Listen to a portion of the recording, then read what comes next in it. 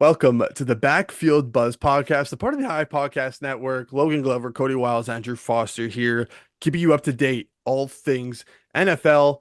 If you want to stay in the know, consider subscribing. We have been here since before the season. We were getting you prepped, and now we're recapping the weeks. You can go check that out if you want to hear our thoughts on week one. We're looking forward to week two now. Best bets, which maybe you shouldn't listen to us because it was a bad week for us last week, and it's honestly been bad for us to start the season. Yeah. And we're doing some fantasy start sits, which we're also keeping track of that as well. And you could listen to you could hear us out on that. We've been a bit better so far. Gover, how are you doing? It was a much better week for me this week in terms of start sits. My record is still pretty abysmal if we look at the overall Two record. and ten. Yeah, but it's very inflated from the abysmal week one. This week, much more serviceable, 2-4. I was on par, we with the rest of I'm getting there. We were taking strides in the right direction, but I got burned pretty bad by a couple of guys this week. Well, so Frosty, someone you sat Kenneth Walker. I feel like we gotta hash this out right now. I'm surprised you're not making more of a claim about should this be counted? I mean, he didn't play. I think it should be counted because at the time there was nothing saying that he was going to be out. When we were saying that when we were recording it, there was nothing saying that he was going to be out. He was limited in practices, but nothing said he was going to be out. I do think I should be 7-5 instead of 6-5, but Here's I'll why s- I'll live with being the only one above I 500. think it's a nice little it's just a moot point. You don't get a point, you don't lose a point. Because we were look realistically, Zach Charbonnet came in and he was a dog against the Patriots. He had 17 points. Yeah. Yeah, but I was because of injury though. I So don't I was going with him. He was going to play the game. He wasn't going to be at 100%, and then Charbonnet maybe takes about 50% of the Okay. carries because if S- that if his numbers are split 50-50, that's a Okay. sit. So if we gotta establish some rules going forward. Like, are we comfortable with everybody's records not being like different numbers? Like, are we just gonna be going off win percentage here? Like, I is that guess what, so. I think we kind I of think got in we a have tough to. spot last or week. or it's just like if you're starting or sitting him, whoever's going in is that's who you've been placed as your start sit, and he's just kind of filling out the rules. Like, for example, Charbonnet went over 10 points this week. Frosty gets a loss for that. If we're just not counting it, then count it as a skip. I I don't would know. say I would rather Because do the would skip Kenneth than that. Walker not do that same production to some degree? Maybe That's not as why I much in the think past game, but that's why Maybe I think not a if he was skip is hurt valid. though. I'm fine with the skip. I'll I li think a I'll live skip with is the valid. skip. I okay, have a I'll so let's live go with off the feeling win skip. percentage then. we'll Yeah. probably run into this problem again later. I imagine there'll be a questionable guy here or there that gets out on It's game. just like I don't want to at the end of the year like, oh, Frosty's had just weirdly like five more guys hurt than both of us. Like, I don't know. I feel like it could mess up the sample sizes, no? Could. I mean, I do think the best option though is just if we just zero it out. Just a wash, yeah. Yeah. Maybe we should have to come with a backup. We could. What, but did you have a backup last week? We talked Did about a I couple have a backup guys. last week? Don't believe I did. Yeah, we're too far Okay, gone, I think, at yeah, this point. if it's not going to be that big of a problem, I guess it's probably all right. I think we'll Just be like fine. if somebody's off, like we're going to talk about the sample sizes and maybe we'll have to reconvene at the end of the year. All right, that's enough of that. Let's get into who actually we did start and sit last week. Um, yeah, Glover, 2-4. So you were still the worst last week, even Yeah, though it it was a better even was though a it was a better better week showing. for you and Frosty only had five people playing and he was still better. Okay, so let's Uh, start at RBs. Glover, last week, Najee, you started him, didn't go so well. Sadzamir White did go so well. yeah. I'm sitting here and my thought process rest of season, not starting a single Steelers player ever. They just can't score touchdowns. You can't you sat George Pickens and you got your sit point. If you start a Steeler player, they're just not going to get the touchdowns, and they're not moving the ball enough offensively to make up for 10 plus points without a touchdown. So the Steelers players just aren't feasible in fantasy general, just in general. The Arthur Smith special. Exactly. Yeah. Yeah, basically. Oh, you would think maybe Najee Harris then, but nah, I have him in fantasy in real life. I started him in week one, it didn't hit. Glover fell into the trap week two, and it didn't hit. So we have a sample size on Najee Harris, and I got him in fantasy in one of my leagues, and I need him to be good, safe to say. So yeah, who are you starting this week? Let's do starts. I start at running back. I'm going back to the well. I sat him last week. I'm starting him this week. I'm gonna go with Zamir White. It was really tough for me because I didn't like any of the options to start. The matchups were rough, or they were just like, if you're not starting this guy, what are you doing? So it was like for me, I was choosing between Zamir White or DeAndre Swift because they're playing two of the worst defenses in football. DeAndre Swift is going to play against that terrible Colts run defense, but his O line is also equally terrible, so it'll balance out and Swift will still be a miss.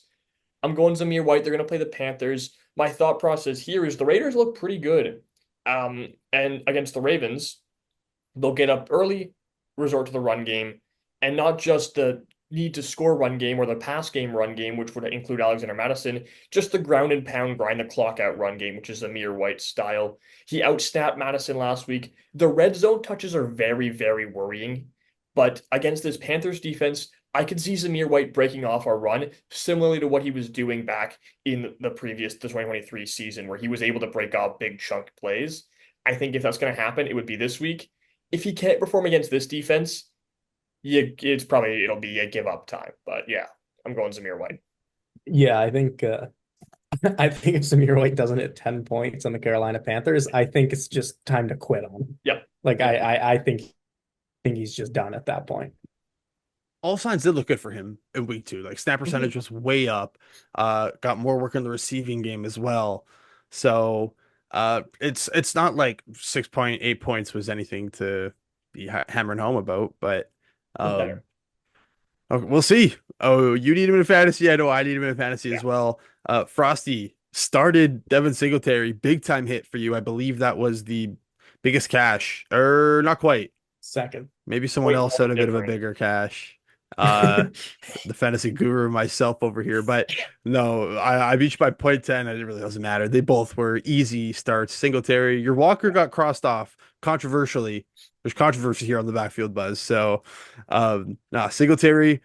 Maybe you're the RB guy. I mean, you started Zamir White in week one, or was that Rashad White? You started Rashad White. That That was was Zamir White. no, that Oh, was that Zamir. was That Zamir was White. Zamir. Oh, we got Yeah. Zamir White all over the place. Yeah. It's a backfield buzz special here with Zamir White. Okay, so you are the guy who said Dallas RBs though sit him, and so I don't know. What are you thinking? Uh the Singletary, we're riding a high right now. I'm going a little bit back to the Dallas running backs. I'm going Tony Pollard this time though.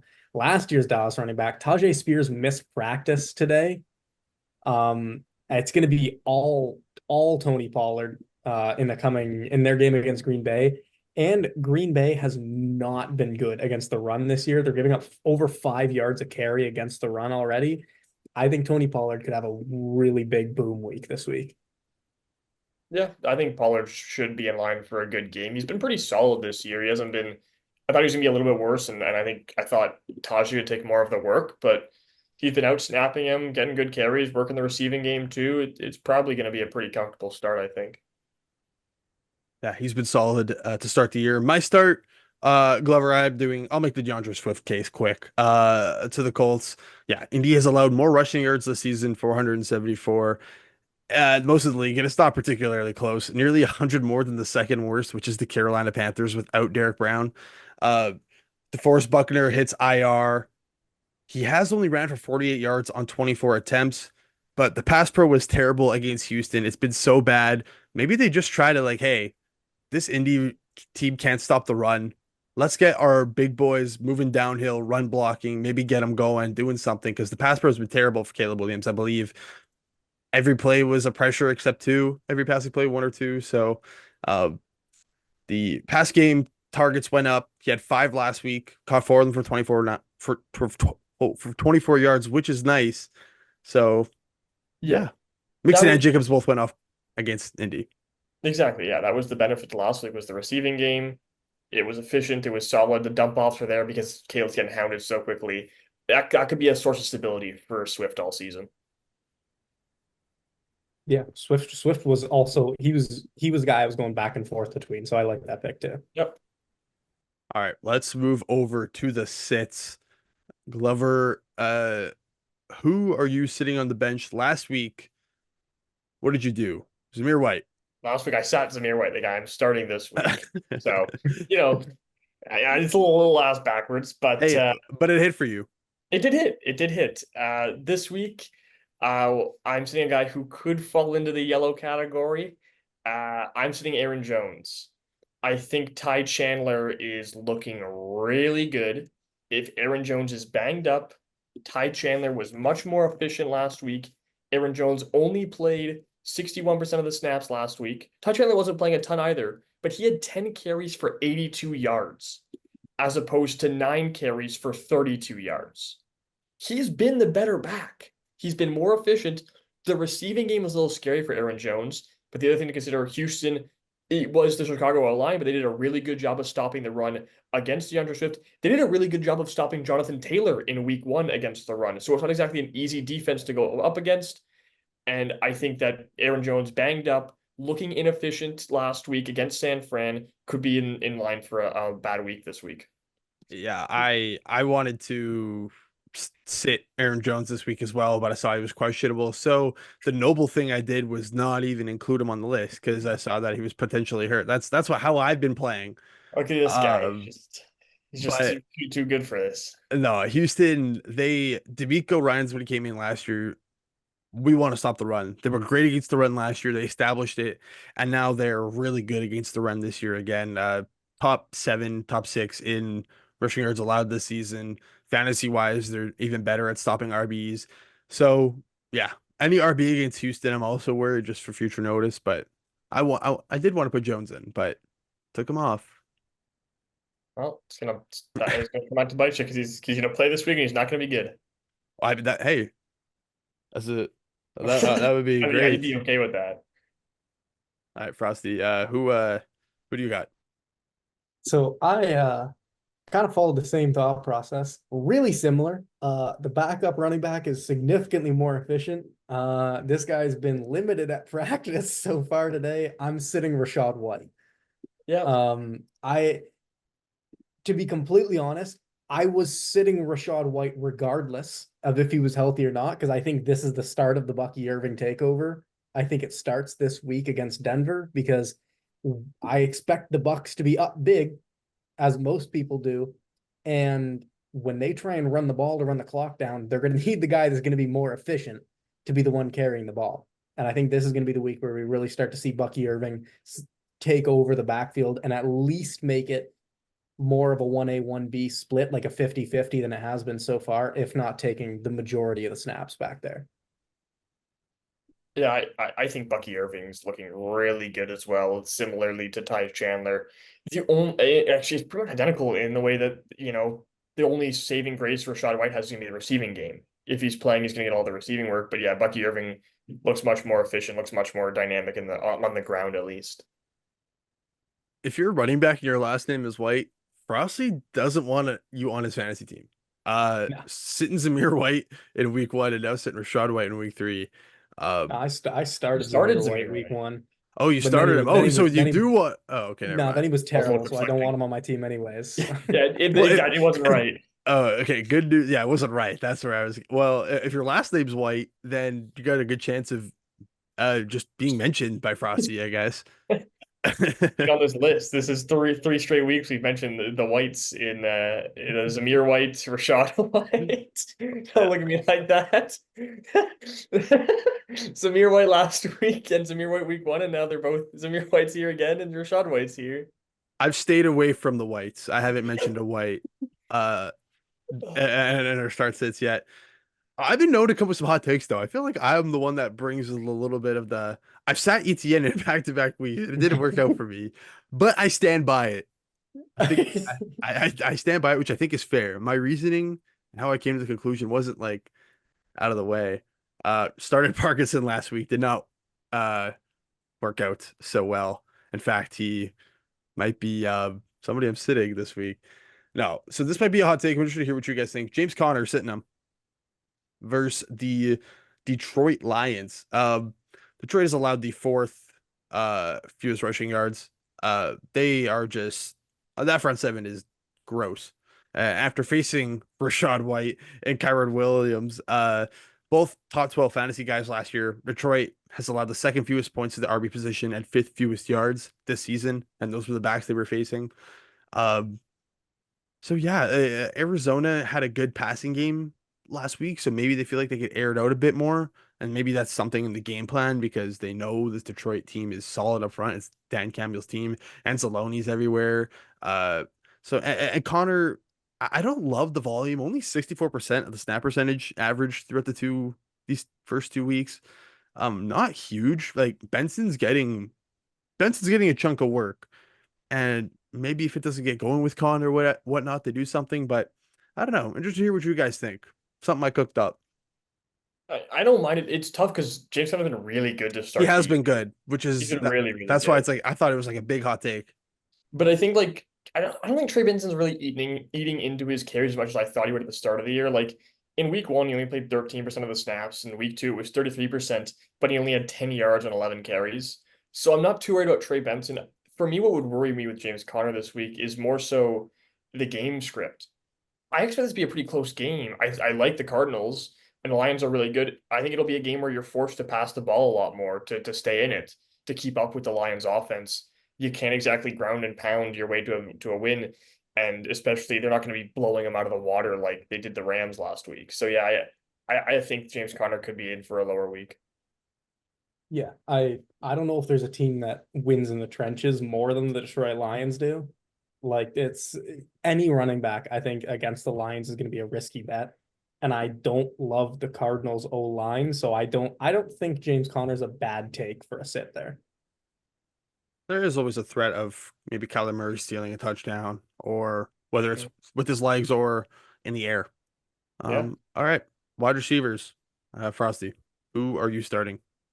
Um, this one, I'm questioning it more and more every time I look at it. I'm starting Deontay Johnson uh against the Raiders. I think Andy Dalton is going to come in and at the very least hit the number one receiver with the football. I think that's what he's going to do. So I think Deontay Johnson, just if they're going to try and get Dalton into the flow of the game pretty early, I think it's going to be a lot of little like drag routes, little dump offs, some screen passes, stuff like that. I think Johnson could rack up 3, 4, 5 catches early, and then all he needs is maybe a 20-yard catch in the second half to hit the 10-point marks. Like I think Deontay Johnson could be a pretty safe bet going into this week.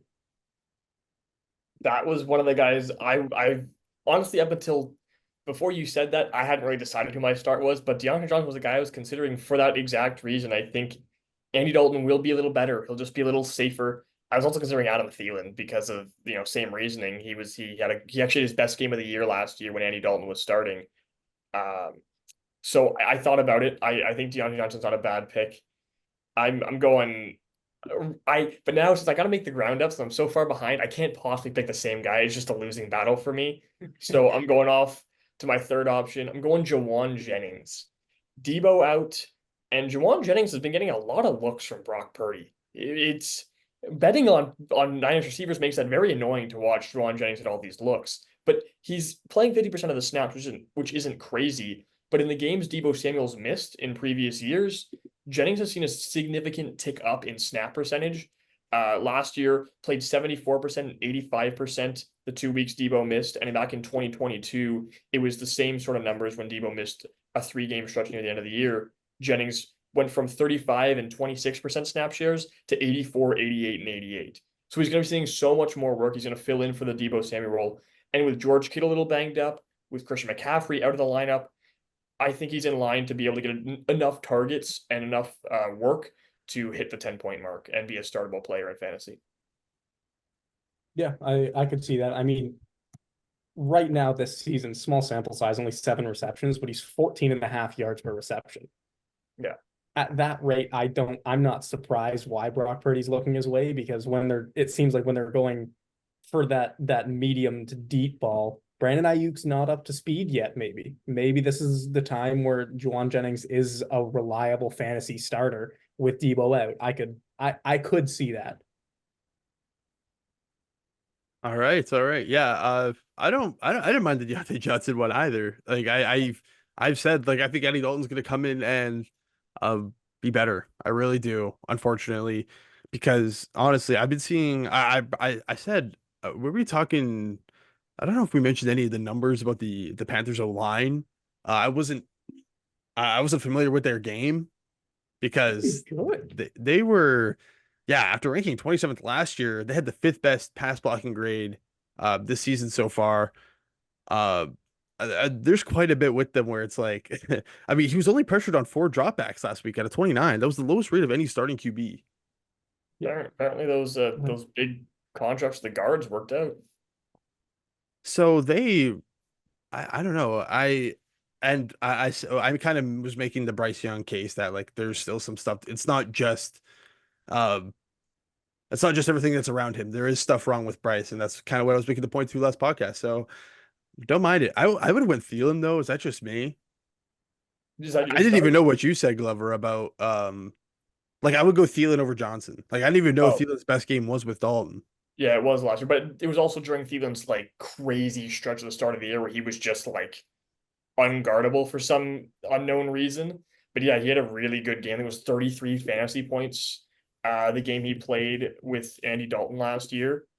It was against Seattle. Yeah, 31 and a half fantasy points, 14 targets, 11 catches, 145 yards and a touchdown. Right. It was crazy All for those. right. So hey, Panthers receivers. Is there a Panthers resurgent coming? Maybe I don't know. Maybe Glover, you can walk back. Maybe you don't have to be so embarrassed. No, no, I'm not falling into the trap. I've walked back. All right. I'm starting Malik Neighbors. Started him in week 1 and hit. I felt like I could have started him in week 2. He was even better. 10 catches. That is 18 targets I'm reading for 127 yards from Malik Neighbors last week. This is what I was saying to you fellas in week 1. Yeah, it's Daniel Jones giving him the targets, but everything about him is real. I saw this guy in preseason. I saw the way he was just like the interactions on the bench, just everything. Like they are going to force feed him. He's that guy. He was great last week. I don't know. Is he just like is this too easy of a pick? Like, is it bordering? It's because he's a rookie. I think we can give you the slack, but a couple weeks from now, I could see this being a pick we can't make anymore. Okay. Yeah, Yeah, it's been yeah. 2 games. I think it's close to falling into the Zay Flowers category we got to last week. Like that's sort of the point we're getting at with neighbors. Yeah, I mean, and that just shows how much he's proven to you guys and how much he's honestly just proven to everybody Mhm. because he's making it work with With not good. much. He is getting a ton of volume though, like all sorts of targets. Second in the NFL in targets, as a matter of fact. Fourth in receiving yards. Um, Cleveland's secondary can be shoddy. They are middle of the road in average fantasy points allowed, receiving touchdowns allowed, and receiving yards allowed to the wideouts. So, uh, yeah, like if you weren't already starting Malik Neighbors and maybe you were thinking about him with somebody else for some reason, like I would go Neighbors. The only concern with the Cleveland secondary is that Denzel Ward could be shadowing him quite a bit, and that's a little scary for a young receiver to have Denzel Ward draped all over you after playing two pretty abysmal secondaries when you look at Minnesota and Washington. For So it's sure. definitely a tougher matchup for him, probably his toughest matchup of the year. And also the pass game, I wonder what it'll be like with Myles Garrett rushing that O line.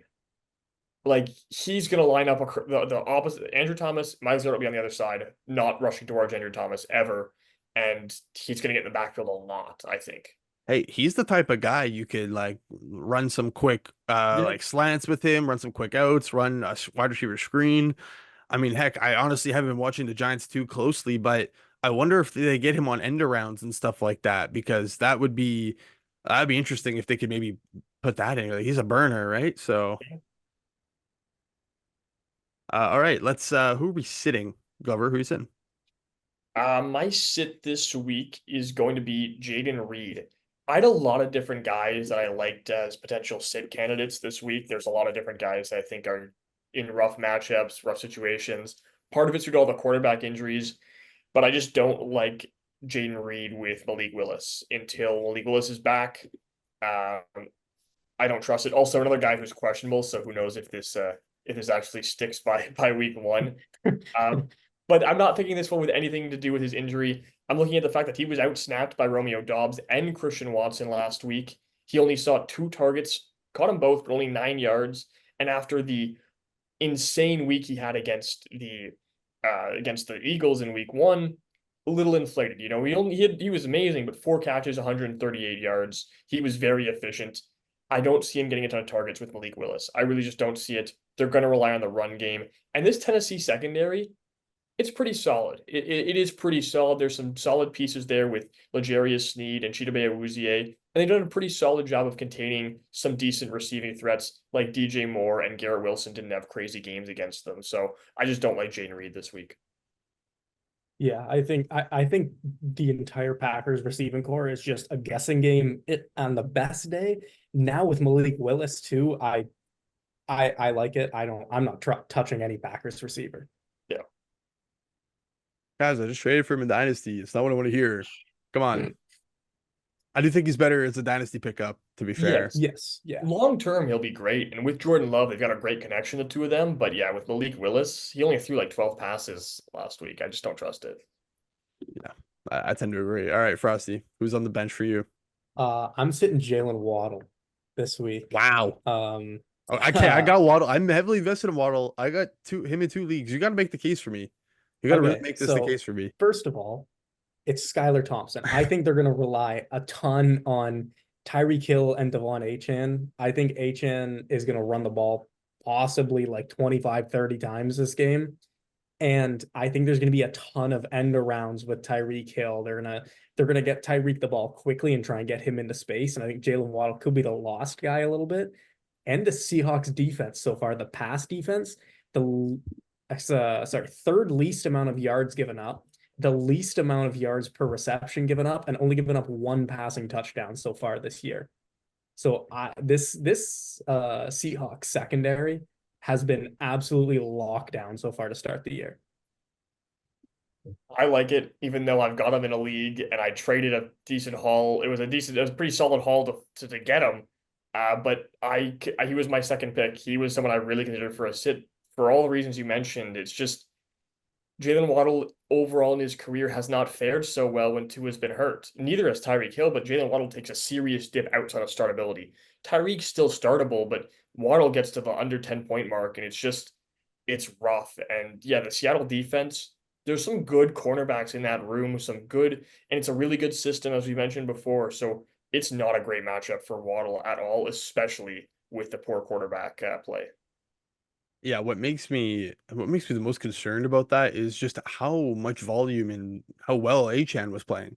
Like he was Mhm. coming into the game banged up. Like I don't think anybody knew he was going to play until the day of, and then they ran the ball with him 22 times, and the production went up 96 yards, and then he also had another 70 in the air with 7 catches and a touchdown. So like Waddle could easily be the third option right now. Yeah. So interesting. And kind of who I'm starting at tight end, we'll get to it. It kind of plays into that as well. Which is something that I don't know. All right. So same thing with neighbors. I'm sitting another rookie. I'm sitting Xavier Worthy. Is that too is he already I don't sitting think in so. a lot of leagues? No? I don't think so. I like if I had him, I'd be sitting him. I don't trust the workload, but I don't think he's like a guaranteed sit. Yeah. Yeah, and that's where I'm at, Glover, with Worthy. Don't trust the workload. Seems like a very touchdown dependent guy.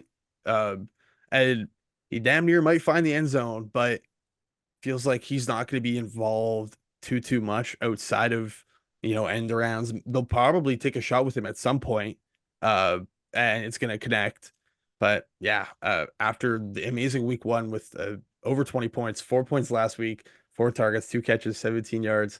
Rashee Rice is getting force fed the ball.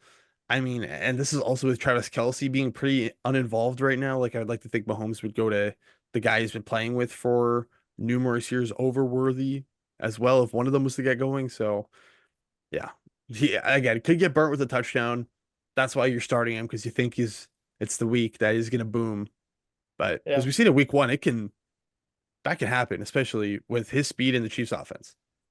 he's dynamic for sure. I do think that, he's a boomer bust kind of player. He's like a much more skilled version of Gabe Davis, where, he'll give you 30 one week, but he'll give you four the next. You're not going to get consistency out of Xavier Worthy. They could look to pass more Pacheco out. That could be something they look at, and more of a pass heavy offense than they've already been in. But yeah, I don't trust Xavier Worthy in general. I was almost leaning the other way with Worthy. With Pacheco being out, they might use him more in the run game with end arounds and stuff like that, similar to what I think the Dolphins might do with Tyreek. True. And that could help his production a little bit too. But at the same time, I don't love the matchup. I'm obviously higher on Atlanta. And the workload still isn't there. So I like the sit because you play the odds. I don't think he's gonna boom every week. Yeah. So That's the Uh-huh. other thing I wanted to mention. Atlanta is top 10 in average fantasy points allowed to wide receivers, receiving touchdowns allowed, and receiving yards allowed. And that's after a really good Devontae Smith week last week. It is. But there It was is. no one else that Eagles offense was making any noise. Like they do a really good job. Like, Brenton Covey, excuse me, would like to have a yeah, he word. didn't make any noise, but he had like 16 targets and ton of catches. They're all on stupid wide receiver screens that went for negative yardage. I don't understand that at all. As But somebody who had a little money on Goddard, I was very upset. very upset. Yes. Yeah, the Atlanta defense is really good. Adrian Terrell will probably follow Rashee Rice all game, but like the safety duo is amazing. Bates looked really good against Philly, and their secondary is sneaky solid behind Terrell. Yeah, Bates looks good. Uh, Tight end, I kind of hinted at him already. It was kind of tying into that Dolphins conversation. I'm starting Johnny Smith, which might be a hot take, but I this tight end position, guys, like just what are we? I forget which one of you guys was like, can we just do kickers instead? Starts it because there's been more reliable kickers than there's been tight Yeah. ends. It's so ugly. we're a combined 0 for 6 right now on tight end starts. And well, Oh, me and Wiles are 4 and 0 on tight end sits. Logan's 0 Oh, for 2 on tight end sits. we're 4-0 I on think sits. Okay. there's been like 7 tight ends total over the 2 weeks that I've got 10 points. And you yeah. sat one of them I each week. sat two of them. I don't get it. So There's you started both Ravens tight ends. Started both Ravens tight ends. Neither neither one of one. them got 10 points. Oh God, it was a bad week It, until it it, it was like you doubled it. You either doubled how you looked or you doubled how dumb you are, and you doubled how dumb you are. You double dumb. yeah, it was not good. But I'm, like I'm it's not hoping it changes. to be fair, like this tight end position has been a mess. But uh regardless, case for Smith, yeah, Skylar Thompson is the quarterback. And that's what I mean. Like Jonnu Smith, just little dink and dunks Yeah. um for stuff. Maybe it could be possible. Hey, he hit over 10 points last week. Yeah, So 7 targets for 6 catches and 53 yards. I don't know. Kind of like it. that Seattle's is also allowed the fifth most receiving yards to tight ends. that is the best way to describe the Dolphins quarterback situation. Skylar Thompson is the quarterback. That's you're gonna have to take what you get with that one. Yeah, like I mean, it's no longer Atlanta where you don't have Arthur Smith force feeding Jonathan Smith the ball anymore, unfortunately. But yeah, it's I could see it. Rookie or not rookie quarterbacks, but backup quarterbacks tend to lean towards the tight ends in those kinds of situations. I'm just taking a Yeah. shot, man. Yeah, Frosty, like, You what are you have thinking? to. Who are you taking a shot on? Basically, that's what it's come to. Uh, I'm taking a shot on Brenton Strange of the Jacksonville I Jaguars. actually don't mind that. I was looking at Strange. Um, Evan Engram's questionable right now. There's a chance he misses time. Tank Bigsby is questionable as well. I think this is going to be a pretty negative game script for Jacksonville against Buffalo. I think they're going to throw the ball a lot. Buffalo played a lot of 2 and 3 high safeties against Miami. They might not do the same thing against Jacksonville because there's no Tyreek Hill and Jalen Waddle. But if they run their 2 high safeties, there's going to be a lot of underneath stuff. Like you said for Jonnu Smith, I think Brenton Strange could get a similar diet of just dump offs on 5 yard catches. the interesting thing is Strange averaged 21 yards per catch last week. Like that's the like you expect that's what you expect especially from a backup tight end. But he had 6 targets, 3 receptions, 65 yards. I don't really understand how it was possible with the way the Giants offense moved last week. I love Strange coming out of Penn State, and for us, I picked up a dynasty. I am fully with Yeah. you. Thought about starting him. He was right there, 9.5 fantasy points on the start sit bubble. I mean, if we're talking about who's throwing the quarterback to my start and Skylar Thompson, I mean Trevor Lawrence, really different combo for a different day. But Glover, who are you taking your shot on basically? Hopefully it's one guy. Yeah, it is one guy. And the thing is, it's the tight end six, but he's only 33% rostered and 12% started. So I'm going Mike Gesicki. It's like it's hard to go. It's like, is this tight end already too good to be labeled a startable player, like a start player? But Gesicki's been on waivers. I'm gonna go with it. The only thing that scares me about Gesicki is his snap share. He only played 47% of the snaps last week and 35% of them the week before. But he had 9 targets last week. That led the Cincinnati offense. With Chase being, off with and then who knows what you're gonna get out of T. Higgins if he's healthy or if he's playing banged up, and the fact that they're playing Washington, not a good defense. So I think there's a lot of opportunity for Gesicki to get quick receptions to get that offense rolling down the field quickly. But yeah, he had 16 points last week. He's getting targeted a ton for some reason, and I think he's in line. He also had a touchdown called back, or a near touchdown, I think, called back in week 1, which would have given him the 10 points that week as well. Hey, I don't mind that. Don't mind that at all. I can't clown a single tight end start. You Yeah. can't make fun of anything. You can start anybody at tight end right now, and it's reasonable as long as they're going to put cleats on the field. Hey, That's all it takes. It's such a volatile position. We were talking about this before we went on air. I was talking to Frosty, and you were like, I can't. If next year for fantasy football, I can't see a world where I'm not taking an elite tight end, because if you don't have one of the top 5 or 6, you're stuck. You're streaming the entire year. If you don't have Andrews, Kelsey, Laporta, McBride, Kincaid, Kittle, Ingram, and now Brock Bowers, you can't rely on any of them. well, I can't rely on Sam Laporta right now, so maybe you Fair should just enough. be streaming them because it's so crazy and weird. It's just a dumb position. It is. I mean, Travis Kelsey is the same way. I mean, to be honest, I haven't been able to rely on Dalton Kincaid that much, but it's like No, at least you you're can these. sit on it and be like, I have faith that this guy will turn up. I just I can't see any of these other tight ends being long lasting fits. Hopefully, I mean, I almost considered Sam Laporta to sit. I truly did because just of how crazy this tight end stuff is. Like, honestly, he's with Jameson Williams emerging, and Amon-Ra is just still getting a ton of targets after a weird week 1, but bounced back heavily in week 2. Like, he's lower on the target share, especially when they just want to run with Gibbs and Montgomery because they're always going to be fresh because they just alternate series. Yeah. Yeah. Well, I started this guy. Speaking of volatile, I started this guy last week, sitting him. Colby Parkinson failed me.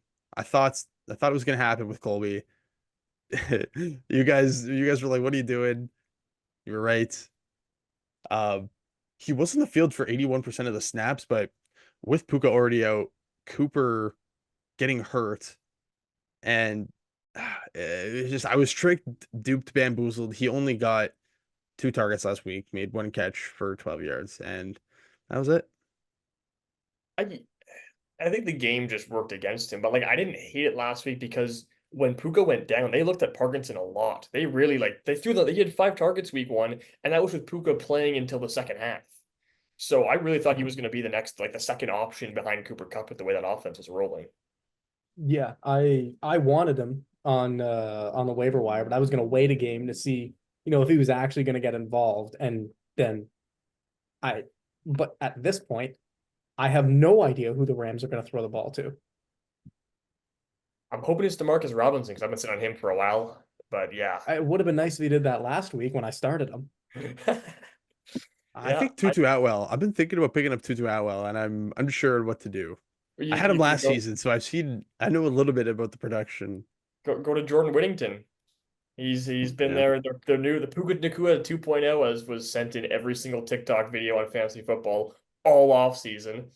But yeah, I mean, there's it's wide open. I mean, Tyler Johnson was amazing last week for some reason. Like, who knows with the Rams offense? All right, so who are you sitting at tight end? I'm not taking a risk this week. I'm going simple. I'm going what should be safe. Going Pat Fryermuth. I really don't see a world where he hits the 10-point mark simply because of the fact that he doesn't get the touchdowns. I talked about it right at the start. I'm fading all Pittsburgh players rest of the year because they don't score touchdowns. Darnell Washington got the touchdown for Pittsburgh last week. Like, Fryermuth's snap share went down 20% from week 1 to week 2. Just like week 1, 4 targets, 4 catches, less than 40 yards. I just don't see it. Fields doesn't work the middle of the field very well, and there's not going to be any offense, any touchdowns to speak of. I just don't see anyone on Pittsburgh breaking the 10-point mark, so I'm sitting Fryermuth. I see Washington eating into that target share too, because I don't know if you guys saw the touchdown that he scored, but they had 6'7" Washington lined up against a 5'10" corner. And they literally, like, the second the ball got snapped, Fields just looked that way and threw it in his direction. And there was just nothing the corner could do about it. Like, he's just a walking mismatch. Yeah, he's insane. Like, just the size is insane. Like, he's getting up to 50% snap share. They're running a lot of 2 tight Yeah. end sets there in Pittsburgh.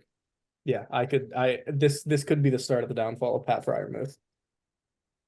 I'm trying to find my rankings from last season for that class because I liked him coming out as well, and I'm just not trying to blow smoke. I want to actually find out because I feel like I said that about somebody else, but I can't seem to find it in time. I liked him coming out, and it's just can we get him the ball? And say that about everybody in Pittsburgh, like you've been saying, over. Well, it was a really good tight end class last year. Like the year he Yeah. was drafted, not last year, but the year before. I mean, that Laporta, Kincaid, Mayer, and all those guys. But Darnell Washington, I mean, like, what I really liked him too, because 6'7", 264, blocks well, and can move. He's not just a left tackle. He can move really well, and he had some solid hands. He showed off some good stuff at Georgia. So yeah, I liked him. It was unfortunate he went somewhere where he doesn't get a chance to be the starter. But yeah, I think he could eat into Pat Fryermuth's touches all season. All right, well that does it for start sits, I believe, right? Oh, oh, oh, Oh, Frosty needs to sit somebody. oh. Yeah. I mean, I'm sitting a tight end. I'm going big this week. Well, I don't know if you can count this as going big, but he was drafted pretty high. I'm sitting Dallas Goedert against the Saints. Um, I just I think they're going to try and run the ball a lot. I think after the drop, I think Saquon's going to come back and say, I want to go out and win this game for you guys after that tough ending to the game last week. And I think they're going to want to keep the ball out of the hands of the New Orleans offense as much as they can, because the New Orleans offense looks unbelievable right now. And so I think them running the ball a lot with Saquon is going to help just eat more clock away and try and limit the amount of possessions that the Saints get. I like that sit a lot. I thought about Goddard too, because you would have hoped that with AJ Brown being out, he'd become the no doubt second option. And he played 97% of the snaps. He was on the field constantly. But 4 targets, 3 catches, most of it in garbage time. I don't like Goddard's future in general for fantasy. I think, like, if you can find a tight end desperate team to bite on Goddard, do it. Get what you can for him. I don't trust him to be a startable tight end all season. Yeah, like I said, mentioned had some money on him, so it was kind of shocking to realize that hit. Hey, I don't know how I forgot you, Frosty. You're undefeated for your tight end sets, so I should have that's on me. But like yeah, Glover 0-4. So like, should we? I think this is the year you break. This is the week you break it. I, I I went don't mind starting Gesicki. I don't mind sitting Fryermuth. I went Fryermuth's going to safer. go and have 3 touchdowns this week. Oh my I mean, he God. did sit tight end one last week, which is like that should Yeah, be like Yes. minus a can we I take can't afford another a point minus, away for man. that? like Come that on, should we be can't. like if there's a tiebreaker at the end, like that should be tiebreaker. Like, oh, That's my we should tiebreaker. It's keep like track that of Brock that. Bowers. Like how Yes. many number ones you sit. And if it comes down to it, whoever's done that more. It's just the tight end position. Like, you're never really sitting there like, man, I'm sitting this receiver or this running back. He could be the receiver one this week. It's just the fact that tight ends are terrible. It's he could be their tight end could be a tight end one with up 12 points. It wouldn't shock me to see that at some point this year.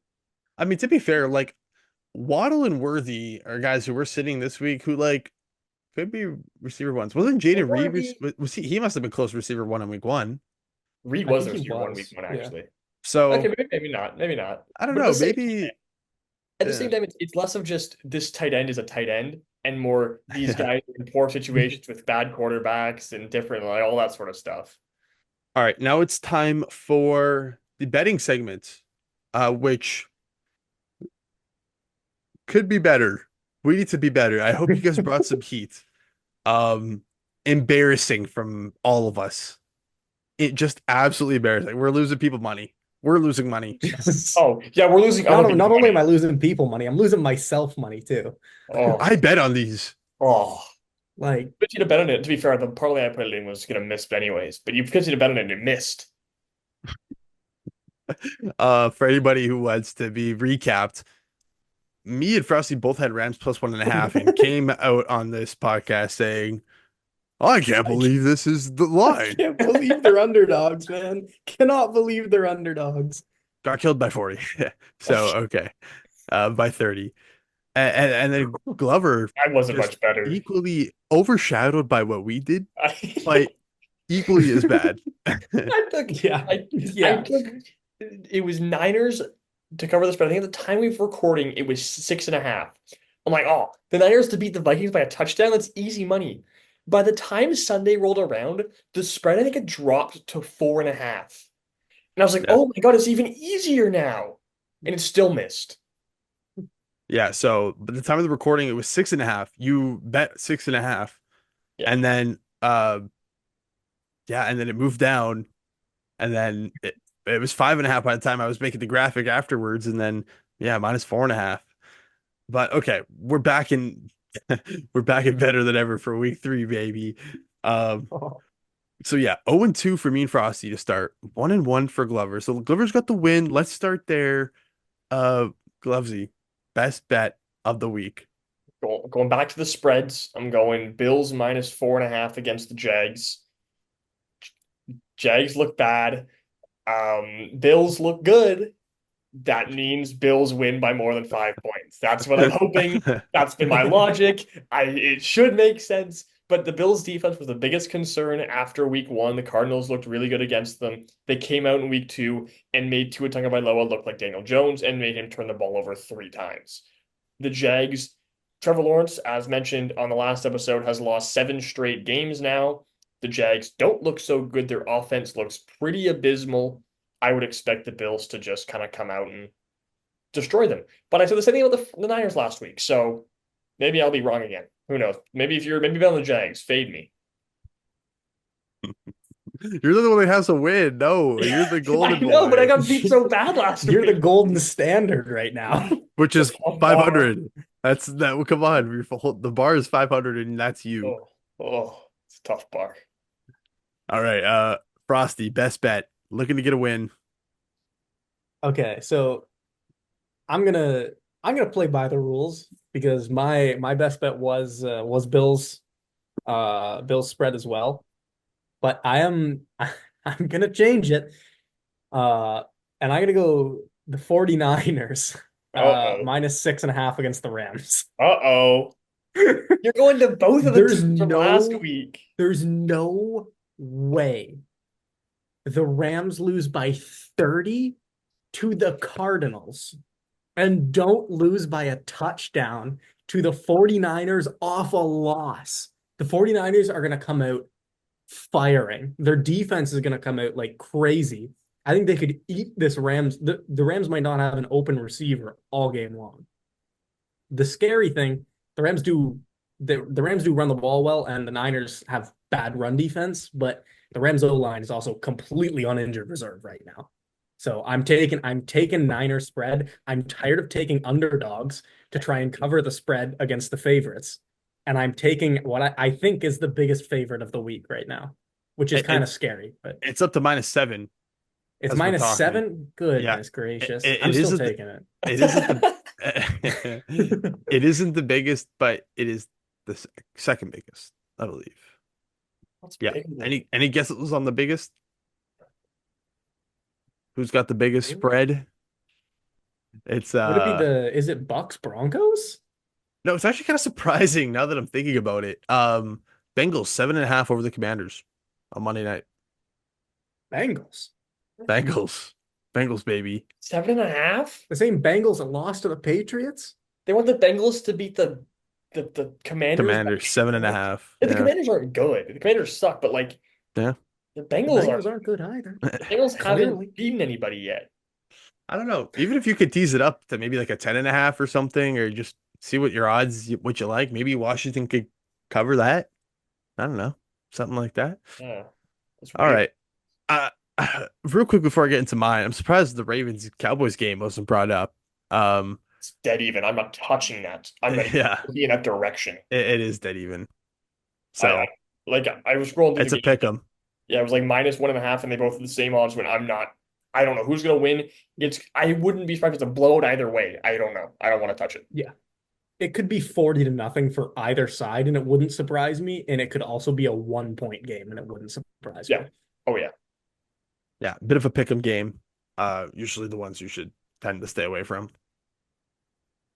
All right. I guess I'm 0-2, so I gotta come with some heat. And I don't know. That's what I I'm like shook. Like I genuinely like don't even know what to think anymore when it comes to this stuff. I sent Glover a meme the other day. It was like maybe this betting stuff just isn't for me. And it's Phantom just looking out into the distance. Just like maybe I'm not built for this. And there was a certain parlay we made this weekend that really drilled that into my head so painfully. So off the record, me and Glover have just been like keeping track of our touchdown picks. Like, and we've been super solid. Like we've maybe had like two or three wrong all year, and we've probably done like 12 to 15 guys to get touchdowns. Um, yeah. One short last week. I don't want to get into the details of how much we would have won, but But would have been a solid chunk. It would have helped me out for sure. it was, I think it was what, 8 legs, 8 or 7 or 8 legs 7. of straight touchdown scores, and Wanya Morris got a goal line catch as opposed to Isaiah Pacheco, who also missed a two previous attempts to get in the end zone on the goal line.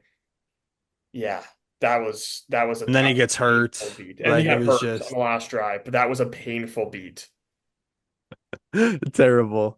Okay. I'm not gonna do a touchdown score. It's the best bet if that's where you thought I was going. I'm gonna do it as a spread. I want to say Texas 2.5 again and ride it again, but I don't know. I feel like that comes across as kind of homerish. But I was genuinely stumped. Some shocking lines like um I really think it's Skylar Thompson's just that bad, like Seahawks 4.5, or are you just like really liking that? Like that defense is gonna get to him. That one What do was you a think little about crazy. what do you think about that? I get it, and it makes sense in theory, but at the same time, you think they're gonna shut down the explosiveness of Jalen Waddle, Devon Achane, and Tyreek Hill? I don't know. I don't. I get it's not one I would steer clear. Yeah, All right, well, I just didn't want to touch that whole game. fair enough. I'm betting on what I know best, and that's the Houston Texas baby. I'm going back to the well, 2.5 again. Did this in week 1. They won by 2. Texas line last week, 6.5. I believe they won by 6. So like they are like just right on the line. Minnesota came out and just like they've looked a lot better. We dog walked them on this podcast, and they, as I'm sure a lot of other people did as well, and they are proving people wrong big time. That front seven is playing pretty well for them. Like Brian Flores has them doing a lot of stuff. I've seen clips about their phantom pressures they're creating. They were taking advantage of these O lines. Worried for Houston's O line in this one. Really am. Both centers are out. Um, maybe not out, but they both weren't practicing today. So going to be some moving around, I think, possibly. But it's the Texans, and the best, like they're one of the best teams in the league, and they're ultimately winning their games. They're going to clean. If they don't take all these penalties, first of all, Chicago has 6 points in the game. Like a touchdown gets taken away from them, and they probably get a field goal. And Houston scores at least 14 more points. So they should have killed Chicago. I think 2.5 is pretty reasonable. I think Darnold's not it. He's going to go up against a real defense down there in Houston. 2.5 Houston. A real defense? We're playing San Fran? That's a A bold real, a claim. real, a real That's a defense. bold claim. No, and Jettis is a little banged up. Sounds like he's good to go. Mhm. Still just something to caution. Aaron Jones is questionable. There are some injuries, but that's what you're saying. Maybe okay. That's where the propaganda went too far. Hey, Yeah. The Texans over Niners defense. It's a little tough. It's a little tough. okay, but what do you guys think? I mean, yeah, they should win by 2.5 points. But I thought the same thing about the Niners in week two. They should beat the Vikings by a decent chunk. So who knows at this point? Who really knows? The ups have been really wonky this year. So Yeah, after last week, I don't really trust anything, any of the top teams at this point. But I do think 2.5 seems like a pretty low line for that game. Yeah, that's kind of my point. That's kind of my reasoning. Yeah, it's not like you're taking San Fran -7, right? Uh, it was only six and a They half. lost by 30. The Rams just lost by 30. yeah, they did. Um, so There, that's there was one other one I liked though. One I like, okay, okay. because it hit it. This is the way that worked for me week one, taking an under 39 and a half Panthers Raiders because the Panthers aren't going to score any points. The Raiders aren't scoring 40. You Andy know, Dalton? You don't think Andy Dalton can put up like 14 That points? line is so low, man. the There's an line is even very lower low, but I line. mean, Raiders There's two Ravens. lower lines. Raiders Ravens. Yeah, that's the thing. That wasn't the lowest line. There was a lot of lower lines, but the Raiders Ravens only got a bit over. It was like it was 49 is the mark they hit in a close game. I could see it hitting the under. I mean, the Chargers and Chargers Panthers were under that last week, and I don't think the Raiders offense is much better than the Chargers offense or defensively. So You guys might have seen it, but do you guys know the line for the Chargers Steelers game right Yeah. now? it's Yeah. I remember it being insanely too low. It's Too 35 and a low. half. I don't know about too low. It's just It's low. it's too I low. think I can't justify 35 points. Like, Well, last year or last week, I believe the line for Steelers Broncos was 35 and a half, or it was in that range, and oh, it it was hit. nowhere near hitting. And Oh, these are two teams that just want to bash each other's heads into each other and run the ball. this game is gonna be so boring. Like, if I could give you It's John Harbaugh versus Mike Tomlin. one piece of advice for week three, don't watch that game. Do yourself the favor. It'll be a one score game off a field goal. Both teams are 20 points. Yeah. So maybe it will with the under, but it'll be boring, and I don't want to watch it. I don't want I to. think I said John Harbaugh. I meant Jim Harbaugh. Yeah, Jim Harbaugh, the 2-0 brother, unfortunately. Anything else, Frosty? Like, did you consider anything else? Anything else that, you don't mind? I did think about the Bucks -6.5 against the Broncos, but I could see the Bucks offense starting to stall out a little bit. Um, but I do like that. I trust San Fran to have a bounce back game more. Yeah, and the Broncos defense, it's not good, but it's It's it's it's okay. Like it's it's the best part of their honestly, team. It's better than their yeah, offense. it's not, I will say it's not as bad as I expected it to be before the season. Yeah. The players outside of Sertan have stepped up a little bit. Yeah, enough. Honest, honestly, speaking of the Buccaneers, one line that I was thinking about too, I might change. I kind of want to change my mind to it, but I'll stick with the Texans just because they're my guys. Uh, Getting lines at -3 against the Cardinals is, I think, really good. That's dangerous. That's Why don't you dangerous. like it? Cards are hot. The Cards cards are are on. hot. That burned you last week. Yeah, I Dennis think Gardeck is gonna get 3 sacks on Yeah, Penei Sewell. no. Like, they no. didn't But the burn us Cardinals last are week. growing They on me. physically lit us on fire with a tank of gasoline beside us. And the reason I bring it up with the Buccaneers is because I just think the Buccaneers are a really good team. Yeah. I just think they're a good team, and it's not like Detroit took a bad loss. I just think No. they and they beat a Rams team, that's a good Rams team. They just hurt them, like they literally hurt them. Um, so I mean, you guys are all in on the cards. Can we slow it down just Here's a the thing. little bit? I I wouldn't say all in, but I'm in on them. yeah, I So you like guys the don't like the Lions. -3. The You're getting the Lions are lines this obvious. low. The Lions are obviously better, but at the same time, the Lions play close football. They don't blow anyone out of the water. They like playing close football with the way Dan Campbell likes to play too, especially. And the Cardinals look good, man. It's less about the Cardinals. Kyler Murray looks good. He's been probably a top three quarterback this year with probably Baker Mayfield and Derek Carr, which is kind of crazy to say out loud, but he's been amazing.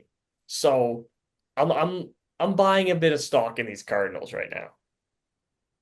I'm predicting them to get ran all over, and it's not even just like an Arizona thing. It's just kind of uh a Detroit Lions thing. Like they're just gonna pound them. Like if they think this Rams line, they think this Rams line is gonna be they're playing backups. Like that's what Arizona was doing, and now they're going up against the best line of football. Yeah. Very different. Like so, I don't know. I think people are just down on the lines like they aren't this elite team just because they lost to the Buccaneers. But I think that's a solid matchup, and Tampa played them well. Tampa stops the run well. Vita Vea, even though he got hurt in the game, but still got ran over. Like I don't know. I don't mind it. Yeah. No, the Lions are definitely a good team. It's just they have a tendency to either get blown out or play it pretty close to the chest and then make it down to the last drive. That could mean by a touchdown though, but we'll see how it goes against Arizona. Titans favored 2.5 over the Packers. Colts favored 1.5 over the Bears. Ugh, don't like Some I it don't like them, but interesting who they Yeah. decided to be favored. Yeah. I mean the Titans put up a fight against the Jets. Saints favored over the Eagles. Oof. Oof. Vegas loves New Vegas Orleans, is baby. all in on that Saints offense. 2.5. It'd be curious to see if that line would be the same if Saquon doesn't drop that pass and the Eagles walk away with that win. Like, are the Eagles this lowly regarded? But at the same time, it makes sense. You messed up the 2 minute drill to close out the game and got diced up by Kirk Cousins, and Kirk then O'Chains.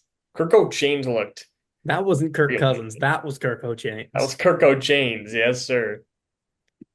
He woke up dripping like this on Monday night. All right. Well, that's a good place to end it, I feel. Uh, Yeah. hope everybody enjoyed. If you liked it, like it. If you really liked it, subscribe. That'd be great. It would be fantastic. Um, anyways, bet with us. We'll be Or better this don't week. for your own safety. We're locked in. All right. Thanks for watching. Cody Wiles, Andrew Foster, Logan Glover.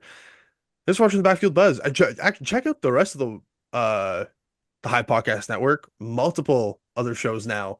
Um, check out the Blue and White Buzz. Check out the What's Buzzing podcast. We got some more in the works that will be coming. So if you like the NHL, we got some NHL on the channel as well. All right. Thanks for watching, and always keep it buzzing.